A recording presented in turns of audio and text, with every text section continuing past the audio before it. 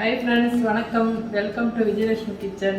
இன்னைக்கு நம்ம கிச்சனில் பொங்கல் சாம்பார் செய்ய போகிறோம். வாங்க. தேவையானது பச்சரிசி 1 டம்ளரு, பாசிப்பருப்பு 1/2 டம்ளர், 10 முந்திரி, நெய் 2 ஸ்பூன், இஞ்சி புளி, ஜீரகம் 1 ஸ்பூன், மிளகு 1 ஸ்பூன். ஃபஸ்ட்டு பச்சரிசியும் பாசிப்பருப்பும் ஒரு 15 நிமிஷம் ஊற வச்சுக்கலாம். நம்ம பொங்கலுக்கு கத்திரிக்காய் கொஸ்து செய்ய போகிறோம். அதுக்கு தேவையானது 1 டம்ளர் பாசிப்பருப்பு, சின்ன கத்திரிக்காய்னால தக்காளி 2, கேரட் 1/2, 10 சின்ன வெங்காயம், 3 பச்சை மிளகாய். தாளிக்கிறதுக்கு கடுகு, உளுத்தம்பருப்பு, ஜீரகம். இதில் 2 ஸ்பூன் எண்ணெய் ஊற்றிக்கலாம். ஃபஸ்ட்டு இது 1/2 ஸ்பூன் ஜீரகம் போட்டுக்கலாம், 1/2 ஸ்பூன் மிளகு போட்டுக்கலாம்,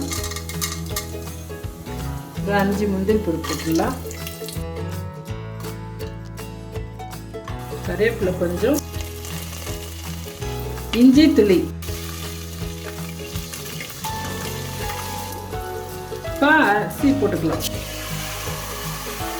நம்ம 1.5 டம்ளர் போட்டிருக்கோம் இல்லையா, டபுளாக தண்ணி ஊற்றிக்கலாம்.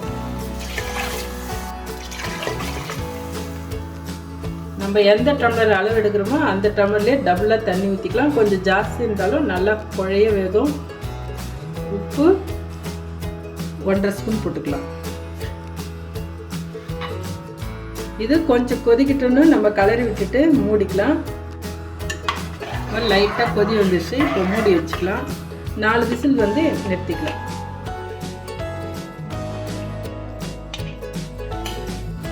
நான் 1 டம்ளர் பருப்பு எடுத்திருக்கேன். அது சுத்தமாக கழுவிட்டேன். அதுக்கு 2 டம்ளர் தண்ணி ஊற்றிக்கலாம். இதில் இந்த சின்ன ஸ்பூனில் 1/2 ஸ்பூன் மஞ்சள் தூள் போட்டுக்கலாம். வெங்காயம், தக்காளி, பச்சை மிளகாய், கேரட் எல்லாத்தையும் போட்டுக்கலாம்.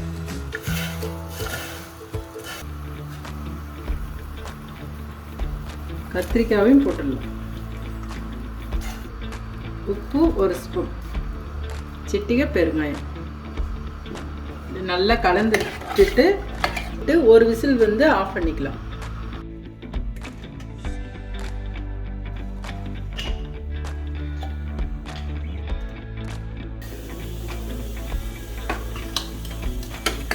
இது இப்போ நல்லா வெந்துருச்சு. இதில் ஒரு 1/2 ஸ்பூன் மிளகாத்தூள் போட்டுக்கலாம். தண்ணி வந்து ஒரு டம்ளர் விட்டுக்கலாம். இது அப்படியே ஒரு கொதிக்க வச்சுட்டு தாளிச்சிக்கலாம். 1 ஸ்பூன் எண்ணெய் ஊற்றிக்கலாம். சாம்பார் தாளிக்கிறதுக்கு சின்ன ஸ்பூனில் கடுகு 1/2 ஸ்பூன்,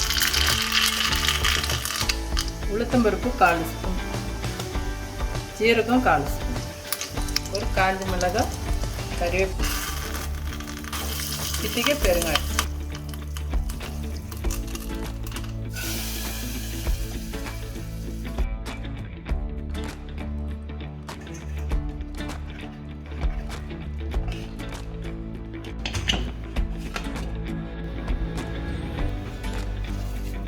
நல்லா வெந்துருச்சு.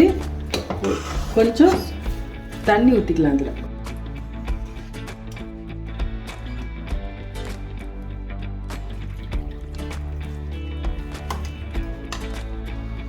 இப்போ நம்ம 2 ஸ்பூன் நெய் எடுத்து வச்சுருக்கோம். அதை ஊற்றிக்கலாம்.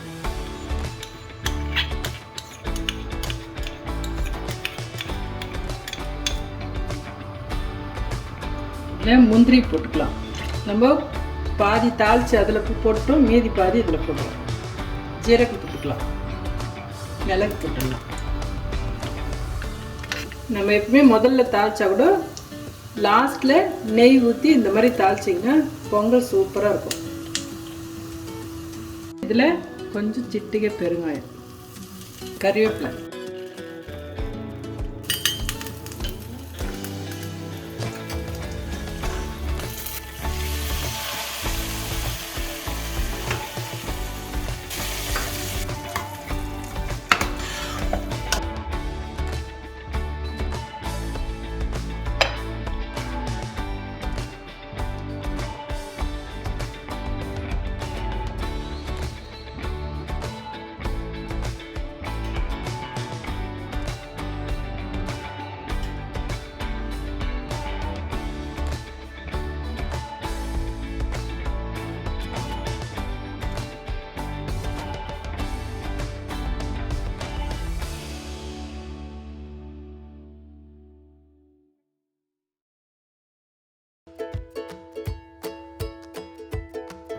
சூப்பராக பொங்கல் சாம்பார் ரெடி ஆகிடுச்சு.